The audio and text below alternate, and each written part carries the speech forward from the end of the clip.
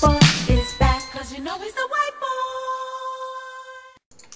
I have a problem, and the problem is that people I otherwise love and respect working in similar fields to me, in art, in fiction, in games, tabletop games, video games, all these kinds of fantastical expression, they're buying into the current moral panic, and they sometimes have a hard time understanding why I object so strongly or why I argue with them about this, because it's distressing to argue with your friends. It's really distressing to argue with your friends, but I simply cannot let this kind of stuff have a pass, and they don't seem to understand why that is, or how this is even a moral panic. This really kind of censorious, sex negative, counter-liberation, counter-libertine, regressive liberal is the term that's come out. They don't seem to understand why this is such a problem for me. You know, I've always been a very liberal guy. I've always been, you know, very left-wing, very right-on, and yet of late I seem to find myself constantly fighting with people who otherwise, you know, we all broadly agree on stuff. And the divide seems to come about that they don't seem to understand where the harm is here. It's where my liberal principles run up against theirs, because I'm more libertine, they're more authoritarian. I think they see reasons to intervene where I don't see reasons to intervene. They see harm where I don't see a convincing argument for harm, and that's where the problem lies. But the other problem is that with this moral panic, as I've said before on many occasions, what differentiates it from earlier moral panics, such as the horror comics panic that led to the Comics Code Authority, Frederick Wortham before, or Jack Thompson in the previous video games fuss that we're seeing kind of reincarnated in this version. The difference between those and the D&D Satanic Panic in the 80s and early 90s. So the difference between this moral panic, this violent, absurd, censorious, sex-negative, pseudo-feminist moral panic that everything is going through at the moment, pseudo-progressive as well, social justice warriors. The difference between what's going on now and what's going on then is that the people in the attacked mediums in the past kind of banded together and dealt with the issue. They didn't win on the Comics Code issue. They found a way of self-regulating that would shut people up, but that set comics expression back decades. You know, if you look at the kind of stuff that was being published right up to before the Comics Code, it was some really kind of radical and interesting stuff that people today, who, of course, in this sense, would probably consider good things. You know, there were racial minorities, there were alternative sexualities, there was all kinds of interesting, cool stuff going on. And that all died out with the Comics Code, because that kind of stuff, that kind of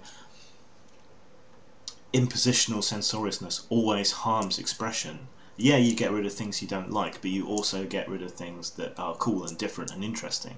You stifle creativity. So, you know, going back to that, yeah, comics makers objected and fought back at least a little bit, even if they failed when it came to the comic stuff.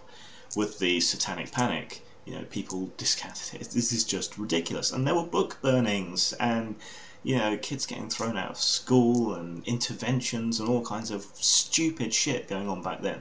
But the gaming industry banded together and said, no, this is stupid, this is rubbish. There were studies that countered it, that were spread around. They didn't give in.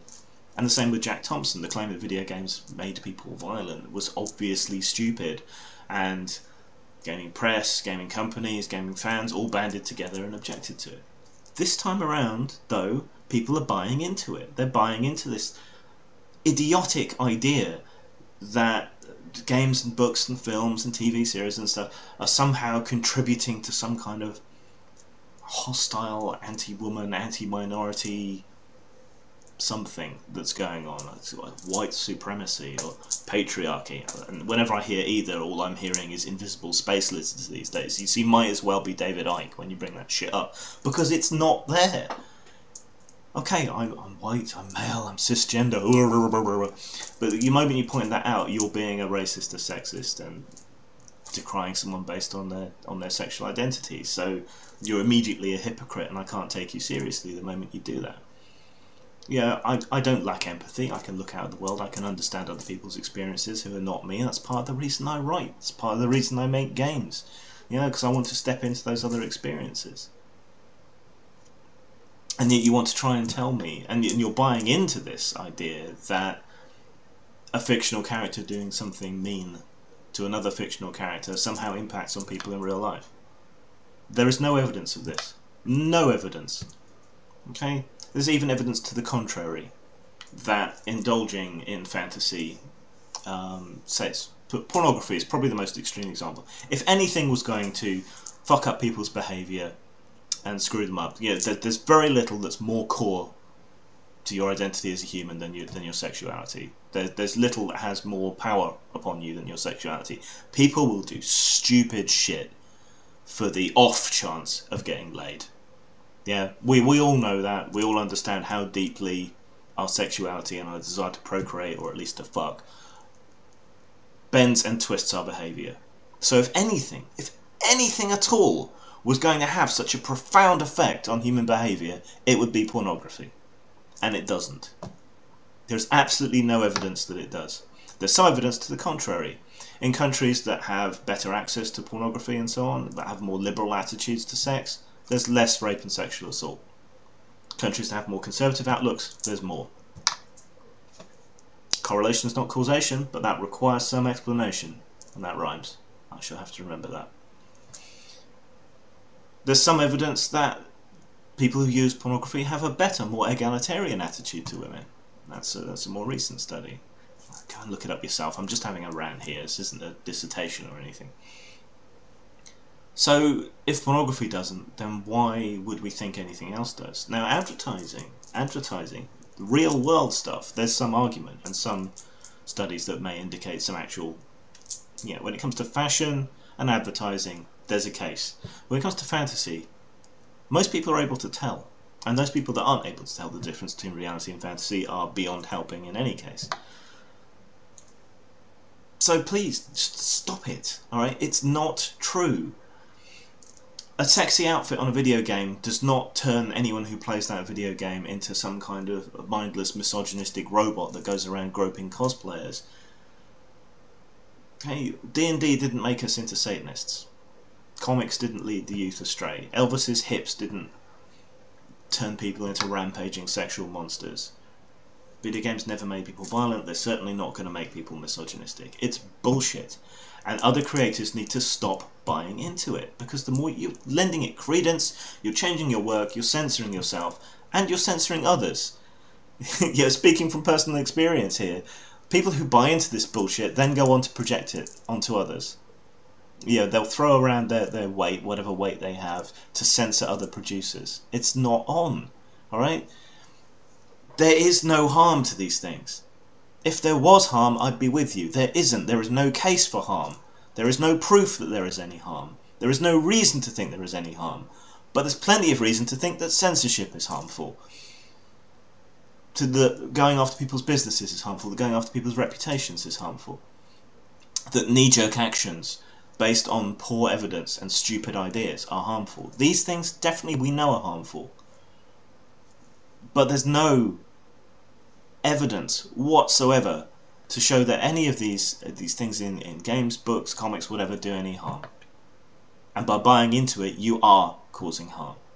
Right? Engage your fucking brain. Think. Look at the evidence. Think. And apply that thought. Make whatever you want. If you want to make something utterly, ludicrously over-the-top, socially progressive, you go ahead. You fuck off and you make your own shit. But you don't get to dictate to me or anybody else what we make. Well, you do, and that's the problem. And we need to stop that. We need to nip it in the bud. We need to preserve people's creative freedom. And that's why I get so upset. I see people in my business buying into the bullshit and then enforcing it on other people, making other people shut up, making other people no longer create the kind of things that they want to create. And on what basis? On this flimsy idea with no evidence that these things cause harm. Whereas before we stood together in solidarity against outside forces that would censor us. Now we're doing it to each other.